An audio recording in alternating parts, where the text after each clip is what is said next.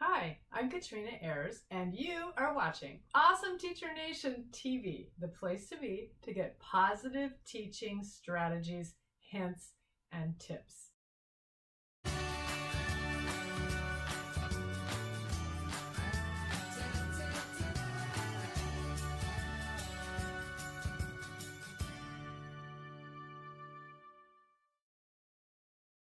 Have you ever made a big mistake in the classroom and done something that you really regretted later?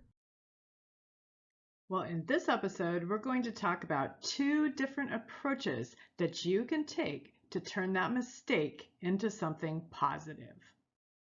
But first, let's take a look at this week's featured teacher resource. Are you interested in becoming a sub?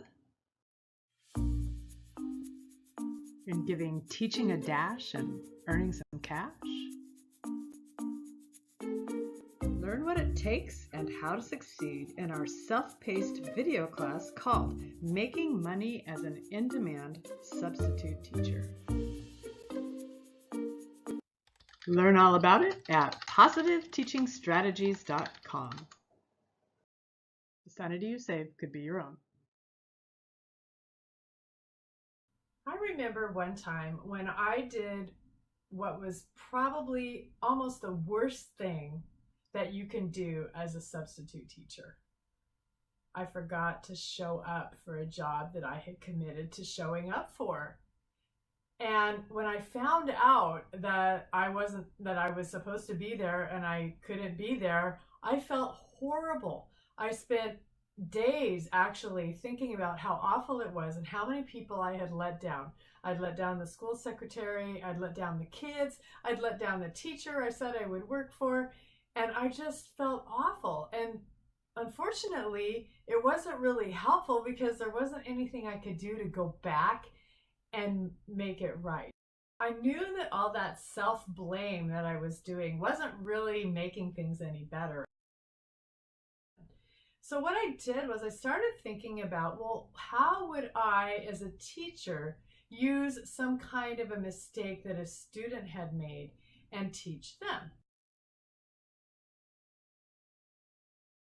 I thought, well, if it's an academic mistake, I would probably show them what the correct answer was, teach it to them, and have them erase it and fix it. Well, maybe we could try the artist's approach. Instead of trying to, paint over it or erase it or cover it up in some way, is to look at it and think, how could I use that to enhance this piece of art going forward? And this artist's approach is actually what I'm trying to do right now, sharing my story with you. And it's what I'd encourage you to do too. If you look back over some action that you took, some mistake that you feel like you made, you might want to think about, well, okay, is that some action that I would take again?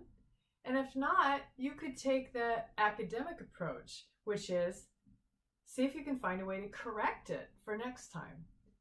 But if that's not possible, maybe just try to take the artist approach and think, how could I integrate this thing that I did and make it be something positive for myself or for other people in the future?